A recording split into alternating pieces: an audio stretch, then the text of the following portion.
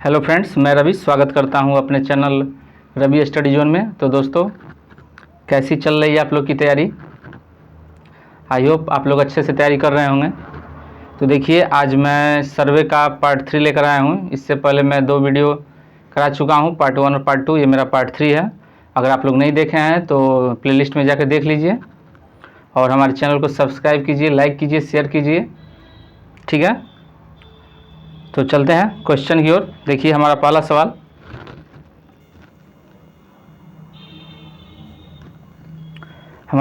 क्या कर रहा है?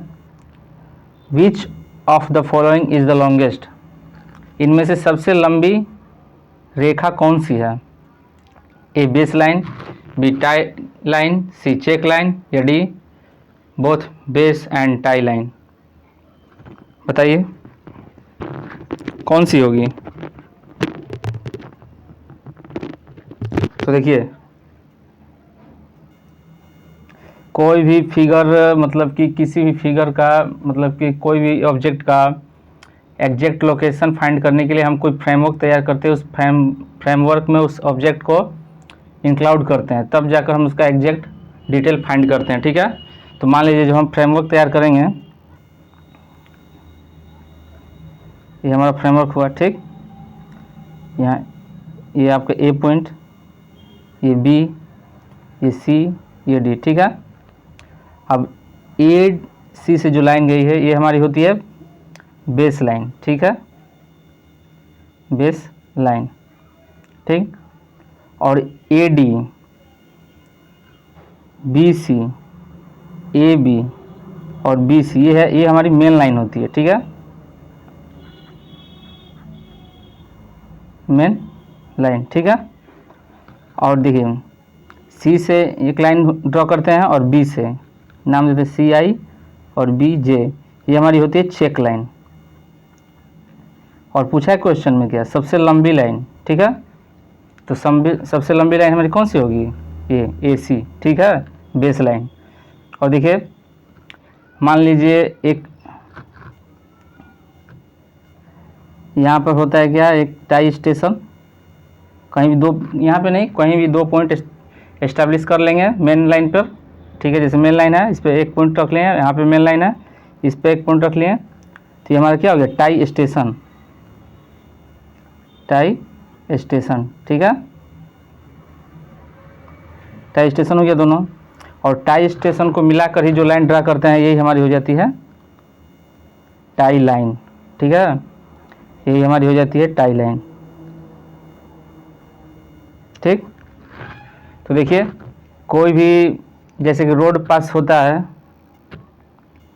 या फिर ट्री है या पेड़ है, सपोज कीजिए यहाँ पे ये रोड गया यहाँ पे। ठीक है, तो यही रोड का एग्जैक्ट लोकेशन फाइंड करने के लिए हम क्या करते हैं, टाई लाइन को इस रोड पर एस्टेब्लिश करते हैं। ठीक है, तो खैर हमारा क्वेश्चन में क्या पूछ रहा है, which of the following is the longest? तो लॉन्गेस्ट कौन सा होगा, बेस लाइन। ठीक है, option A is the right answer. चलिए नेक्स्ट देखते हैं।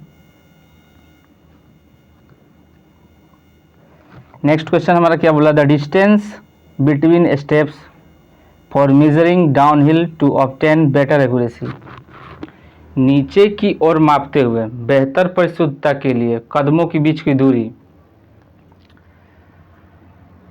तो देखिए, जैसे कोई ऊंचाई से कभी भी हम नीचे उतरते हैं तो हम अपने जो स्टेप है उसको छोटा छोटा लेते हैं, ज़्यादा लंबा स्टेप में हम नहीं चलते हैं। क्यों ऐसा करते हैं? क्योंकि हमारा बॉडी बैलेंस में बना रहे। कभी भी ऊंचाई से उतरिएगा तो देखिए अपने कदमों का जो दूरी रखेंगे आप, वो कम रखेंगे बैलेंस बनाने के लिए। और हमारा जब वही बैलेंस बनेगा तभी हम एक्यूरेसी से कोई भी इंस्ट्रूमेंट को यूज करके मेजर कर सकते हैं अपना जो मेजर करना हुआ है फील्ड को, प्लॉट को। ठीक है, तो इसलिए डाउन हिल के समय हम छोटे स्टेप को लेते हैं। तो बेहतर परिशुद्धता के लिए कदमों के बीच की दूरी क्या होती है, decrease with increase of slope, प्रवणता के बढ़ने के साथ घटता है। ठीक है, चलिए नेक्स्ट क्वेश्चन हमारा क्या है, the book in which the chain और tape measured are enter is called. वह पुस्तिका जिसमें जरीब या टेप की मापों को प्रविष्ट किया जाता है। मतलब जरीब या टेप से क्या मापे हैं, क्या लिखे हैं, सब उसका डिटेल किस जिसमें लिखते हैं सारा डिटेल, उसको क्या कहते हैं। A field book, B survey book, C hand book या डी डाटा बुक। तो बताइए कौन सा होगा। इसमें होगा आपका ऑप्शन ए फील्ड बुक। ठीक है, चलिए नेक्स्ट क्वेश्चन है हमारा क्या है। Check lines in chain surveying are essentially required. चेन सर्वेक्षण में जांच अनिवार्यता आवश्यक है। बताइए। A to plot the chain line, B to plot the offset, C to indicate the accuracy of the survey work या D to increase the out turn. तो देखिए चेक लाइन का यूज करते हैं हम find accuracy of the survey work. ठीक है, to indicate the accuracy of the survey work. चलिए नेक्स्ट। और दोस्तों अगर आपको वीडियो अच्छा लगे तो प्लीज़ इसको लाइक शेयर और सब्सक्राइब जरूर कीजिएगा। और ये वीडियो मैं कंटिन्यूअस अपलोड करते रहूँगा जब तक एग्ज़ाम ना हो जाए। बहुत ही तेज़ी से करूँगा। अगर आप लोग कमेंट करके अगर बता दें कि डेली 2 या 3 वीडियो चाहिए देखने के लिए तो मैं वो भी कर दूँगा। ठीक है, चलिए नेक्स्ट क्वेश्चन देखते हैं। In chain surveying field work is limited to. श्रृंखला सर्वेक्षण में कार्यक्षेत्र एक सीमित होता है। चेन सर्वे में फील्ड वर्क में क्या करते हैं। चेन सर्वे जब करेंगे तो उसमें कौन सा मेजरमेंट होता है। A linear measurement, B angular measurement, C both linear and angular measurement या D all option are correct. इसमें आपका होता है चेन सर्वे में सिर्फ लीनियर मेजरमेंट ओनली। ठीक है, चलिए next. An angle of 45 degree with A chain line में बी सेट आउट विथ। बताइए। An angle of 45 degree with A chain line में बी सेट आउट विथ। किसके साथ 45 डिग्री के कोण वाली चेन लाइन को सेट किया जाता है। 45 डिग्री का कोण बना के सेट किया जाता है चेन लाइन पे। बताइए किसके साथ, कौन सा इंस्ट्रूमेंट है। Optical square, open cross staff, French cross staff, prismatic square. बताइए। तो इसमें आपका होगा option C French cross staff. ठीक है, चलिए नेक्स्ट क्वेश्चन देखते हैं।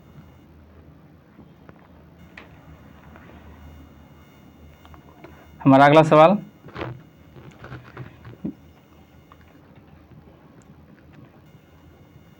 Which type of errors introduced due to the closing of chain rings and mud with mud। ठीक है, इसमें बोल रहा है कि निम्न में से कौन सी त्रुटि जरीब के छल्ले में कीचड़ के कारण बंद होने की वजह से होती है। मतलब जरीब है, जरीब के छल्ले में कीचड़ लग जाएगा तो अगर हम कोई फील्ड में सर्वे करेंगे तो कौन सी त्रुटि होने की संभावना है, कौन सी त्रुटि होने की संभावना है। तो देखिए इसमें होगा आपका पॉजिटिव एरर। Positive error. ठीक है, देखिए पॉजिटिव एरर कहाँ होता है, नेगेटिव एरर कहाँ होता है। देखिए मान लीजिए जरीब है, जरीब मौसम के साथ या फिर बहुत दिन हो जाता है या फिर टेम्परेचर इफेक्ट के कारण जरीब जो मान लीजिए एक्चुअल 10 मीटर की जरीब है लेकिन टेम्परेचर के कारण या फिर पुराना होने के कारण या वायुमंडलीय इफेक्ट के कारण कोई भी रीज़न कारण 10 मीटर की चेन जो है वो 10.1 या 10.2 भी हो जाएगी। ठीक है, तो एरर ही कहलाएगी। तो देखिए जब कम दूरी है और चेन की लंबाई अधिक हो जाती है तो नेगेटिव एरर हो जाता है। और दूरी उतनी 10 मीटर है और जो जरीब है वो कम हो जाती है तो पॉजिटिव एरर हो जाता है। तो मड जब लग जाएगा कीचड़ तो अच्छे तरह से एक्सपेंड नहीं करेगा तो चेन सिकुड़ जाएगा। एक्चुअल 10 है लेकिन हो जाएगा 9.9, तो कम हो जाएगा तो यहाँ पे पॉजिटिव एरर होगा। ठीक है, अगर नहीं समझ आया तो कमेंट कीजिएगा, अगले वीडियो में फिर से मैं बताऊँगा। चलिए नेक्स्ट क्वेश्चन। त्रिकोणों को मापने की बाजुओं के मापन और आलेखन कि बेहतर सटीकता के लिए त्रिकोण का कोण, तो ये होता है आपका 30 डिग्री से कम और 120 डिग्री से अधिक होना चाहिए। चलिए नेक्स्ट, अगला सवाल मेरा क्या कह रहा है, prolongation of chain line across an obstruction in chain surveying is done by, श्रृंखला सर्वेक्षण के दौरान किसी बाधा के पार रेखा श्रृंखला में प्रवर्धन किस लिए किया जाता है। तो देखिए क्वेश्चन तो ऐसे लिख देगा, लग रहा है जैसे बहुत हार्ड है, लेकिन कुछ ज़्यादा कुछ इसमें कह नहीं रहा। इसमें बोल रहा है सपोज कीजिए कि मान लीजिए आपको चेन से सर्वे करना है, ठीक है। आप यहाँ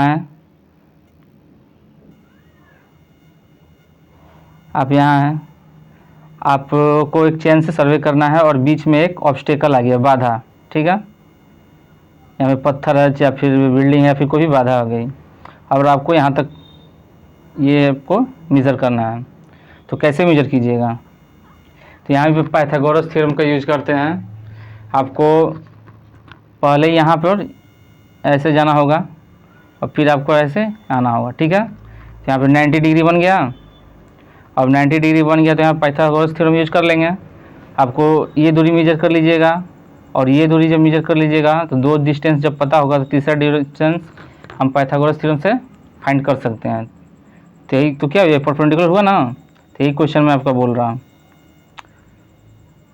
क्या होगा इसमें, कौन सा सही होगा, drawing perpendicular a chain line यानी कि 90 डिग्री पर, ठीक है। चलिए next, in the survey the slope correction applied to the base line is, एक सर्वेक्षण में आधार रेखा पर लागू प्रवणता संशोधन किसमें होता है। देखिए इसका मतलब कि चेन सर्वे जब करते हैं तो बहुत सारी त्रुटियां आती हैं, ठीक है। एक त्रुटि नहीं, बहुत सारी त्रुटियां आती हैं। स्लोप, तो उसको करेक्शन संशोधन कैसे किया जा सकता है, वो कौन कौन सी त्रुटि आ जाती हैं। तो देखिए इसमें सर्वे कीजिएगा चैन से तो बहुत सारी त्रुटि आती हैं, जैसे कि जरीब अशुद्ध लंबाई की हो जाएगी, पुरानी जरीब हो जाएगी कुछ दिन बाद तो उसकी लंबाई अशुद्ध हो जाएगी। दूसरा कारण क्या है, जरीब के मान लीजिए जरीब से आप नाप रहे हैं लेकिन सो सीधा नहीं डिस्टेंस मेजर कर रहे हैं, ठीक है, सीधा नहीं मेजर कर रहे हैं तो वो भी प्रॉब्लम हो जाएगा। तीसरा क्या है, पूरी तरह से जरीब नहीं खुलेगा तो भी समस्या है। चौथा, तापमान में अधिक परिवर्तन होगा। टेम्परेचर मेटल पे इफेक्ट करता है तो इंक्रीज डिक्रीज तो पता ही होगा आपको। और अधिक बल से खींचिएगा जरीब को तो भी प्रॉब्लम है। यही सब इधर आता है क्या, चेन सर्वे में। उसी को हम कहते हैं ऑलवेज कम्युलेटिव। कम्युलेटिव के अंदर ये सारा जो 4-5 प्रॉब्लम बताए हैं वही सब आएगा, ठीक है। तो वही बोल रहा है, एक सर्वेक्षण में आधार रेखा पर लागू प्रवणता संशोधन निम्न में होता है, ऑलवेज कम्युलेटिव। देखिए अगला क्वेश्चन क्या बोल रहा, while applying correction due to a sag in a chain or tape survey which of the following shape assumed to be following। देखिए क्वेश्चन में क्या बोल रहा है, जैसे कि हम जब चेन सर्वे करते हैं तो एक बंदा यहाँ पे खड़ा है, पुल कर रहा, ठीक है, और ये हमारा चेन है, ठीक, और एक बंदा यहाँ की पुल कर रहा है, ठीक, ये चेन को। लेकिन कितना भी ये चेन को पुल करे ना, ठीक है, कितना अच्छा से भी करे, ये चेन हल्का सा ये सैग हो ही लगता है, ठीक है, सैग होने लगता है। तो वही सैग होने लगता है यानी कि झूलने लगता है तो कौन सा आकार लेता है ये, तो ये लेता है आपका पैराबोलिक। पैराबोलिक, कितना भी चेन को स्ट्रेट खींचिएगा और अगर डिस्टेंस ज़्यादा है तो वो पैराबोलिक का शेप ले लेगा, ठीक है। तो यही क्वेश्चन पूछ रहा। और देखिए इसको कम किया जा सकता है कैसे, तो इंक्रीज सपोर्ट, इसमें सपोर्ट लगा दीजिएगा बीच बीच में। अगर आप सपोर्ट यहाँ लगा दीजिएगा, यहाँ लगा दीजिएगा, यहाँ लगा दीजिएगा तो क्या होगा, ये पैराबोलिक का शेप नहीं लेगा, ठीक है। सपोर्ट मतलब कि किसी को खड़ा करके, किसी एक बंदा यहाँ भी खड़ा कर लीजिए, यहाँ भी अच्छे से सपोर्ट हो जाएगा तो पैराबोलिक का भी शेप नहीं लेगा। तो खैर इस क्वेश्चन में क्या बोल रहा है, parabolic is the right answer. Next question, which of the following instrument is generally use for base line measurement. Base line measurement के लिए कौन सा इंस्ट्रूमेंट हम यूज़ करते हैं, बताइए। तो हम यूज करते हैं, बताइए कौन सा करेंगे। तो इसमें मेजर करते हैं इनवर्ट टेप, ठीक है। चलिए next,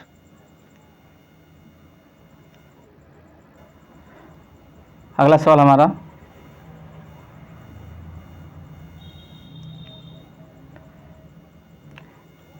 in invar tape are mades of an alloy of. Invar फीता किसके मिश्र धातु से बनी होती है, तो ये बनी होती है निकेल और स्टील, ठीक है।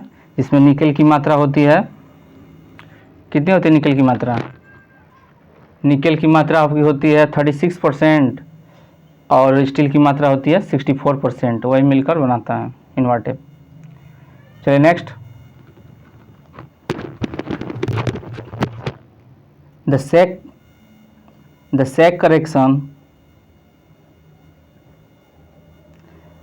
Correction in survey is always. वही सैग मतलब कि झोल संशोधन, जो चैन को दो लोग खड़े होकर खींचेंगे तभी झोल पैराबोलिक में आ ही जाएगा, वही झोल संशोधन होता है, हमेशा क्या होता है, तो हमेशा होता है नेगेटिव, ठीक है। जरी में झोल के कारण त्रुटि नेगेटिव होती है, ठीक है। चलिए नेक्स्ट, देखिए दोस्तों ये क्वेश्चन थोड़ा ध्यान से समझिएगा, क्लियर कर देना ये टॉपिक ही। Type of an error that under same condition will always be of same size and sign, ठीक है। इसमें बोल रहा है कि समान परिस्थितियों, मतलब कि नॉर्मल कंडीशन है, ठीक है। नॉर्मल कंडीशन में मान लीजिए कोई त्रुटि होती है और सेम डायरेक्शन में, क्या बोल रहा है, सदैव समान माप और दिशा में, एक ही दिशा में कोई त्रुटि होती है, फील्ड पे वर्क कर रहे हैं, चैन सर्वेइंग कर रहे हैं, ठीक है। तो मान लीजिए कि उसमें कोई त्रुटि होती है और एक ही दिशा में त्रुटि होती है, तो उस एरर को क्या कहते हैं, कौन सा एरर होगा, वो कंपनसेटिंग एरर होगा, एक्सीडेंटल एरर होगा, सिस्टमेटिक एरर होगा, रैंडम एरर होगा। तो देखिए इस टॉपिक को एक बता दे रहे हैं,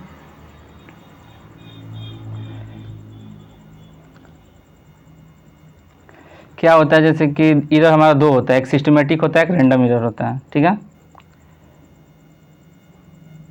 एक होता है हमारा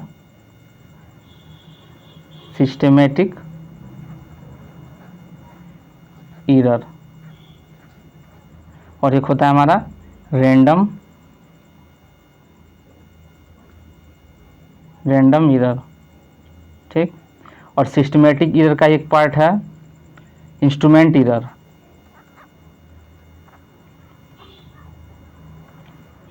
इंस्ट्रूमेंट एरर।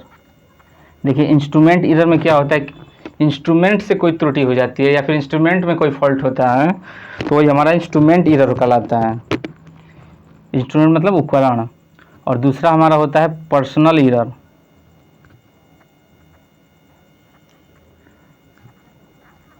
पर्सनल एरर मतलब कि जो बंदा, जो पर्सन वो सर्वे कर रहा है, उससे कोई मिस्टेक हो जाए तो वही पर्सनल एरर होता है। तो ये दोनों एरर सिस्टमेटिक एरर के अंदर आते हैं। और एक हमारा दूसरा क्या होता है, रैंडम एरर।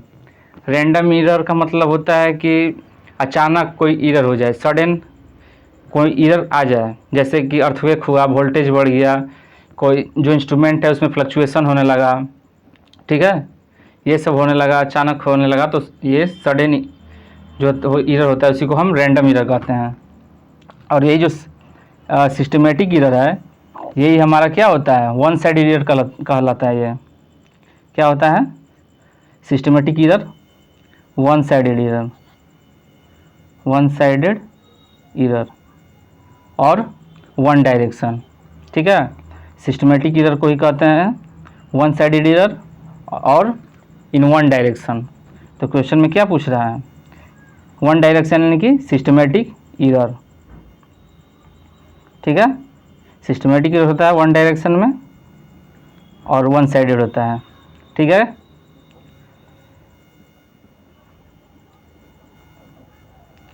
नेक्स्ट क्वेश्चन देखिए, accidental and compensating error of length L are proportional to. बताइए, लंबाई एल की आकस्मिक और समकाली त्रुटि समानुपाती है, कौन सा होगा? तो इसमें होगा आपका बी, √L। चलिए नेक्स्ट देखिए दोस्तों, इस क्वेश्चन में बोल रहा है कि which one is the correct order of the tape based on their accuracy.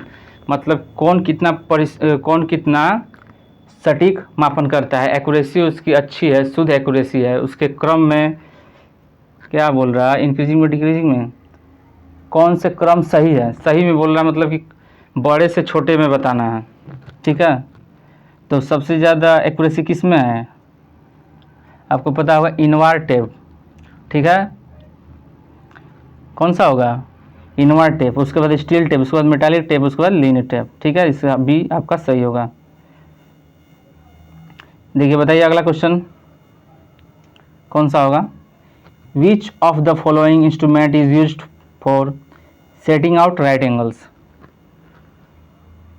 बताइए कौन सा होगा, ए क्लिनोमीटर, बी ऑफसेट रोड, सी प्रिज्म स्क्वायर या डी प्लम बॉब। बताइए, तो इसमें होगा आपका ऑप्शन सी, प्रिज्म स्क्वायर, ठीक है। और जो प्रिज्म स्क्वायर होता है ये ओपन क्रॉस स्टाफ से भी अधिक प्रसिद्ध है, ठीक है। प्रिज्म स्क्वायर क्या है, जो ओपन क्रॉस स्टाफ है उससे भी शुद्ध एक्यूरेसी से मेजर करता है, ठीक है, इससे ये बेटर है। चलिए नेक्स्ट देखिए,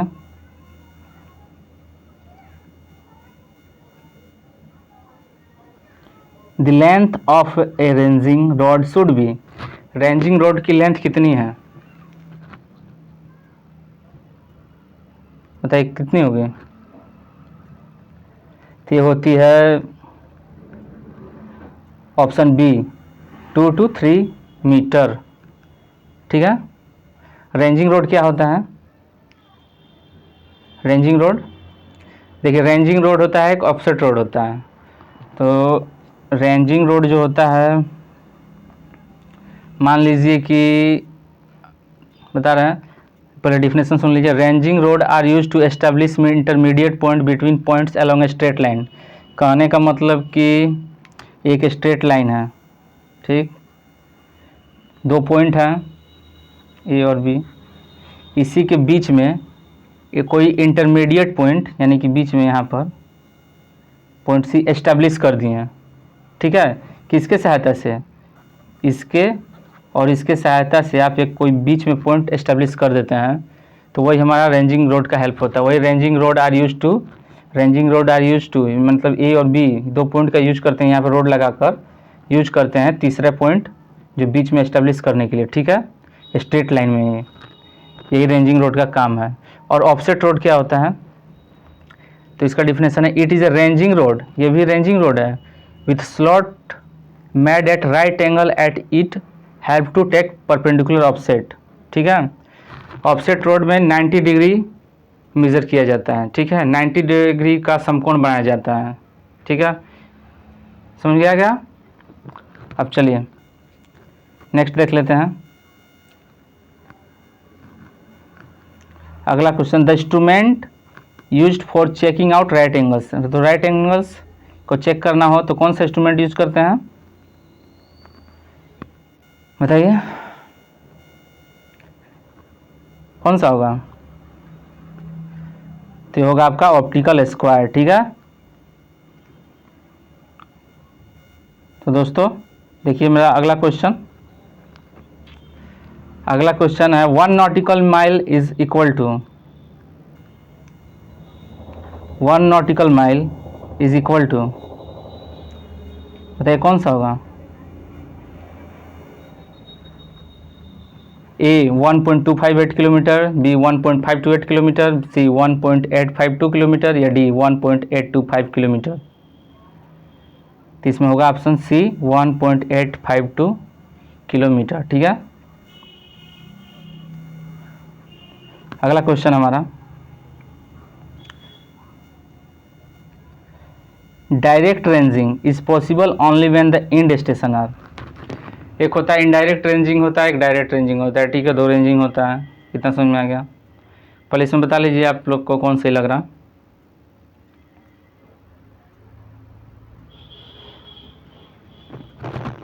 तो देखिए डायरेक्ट रेंजिंग और इनडायरेक्ट रेंजिंग, ठीक है। तो जब क्या होगा, मान लीजिए दो पॉइंट है, एक पॉइंट यहाँ है, एक पॉइंट यहाँ है, ठीक। ये ए पॉइंट है, ये बी पॉइंट है। जब आप ए पॉइंट से देखेंगे और बी पॉइंट आपको दिखेगा, जब ए से देखेंगे और बी आपको दिखेगा, तो हम क्या करते हैं, डायरेक्ट रेंजिंग करते हैं, ठीक है। वही पूछ रहा है, direct ranging is possible only when the end station are कौन सा होगा, म्यूचुअली इन्वर्जिबल, यानी कि परस्पर देखे जाने योग्य दूरी पर हो, दिखा जाए।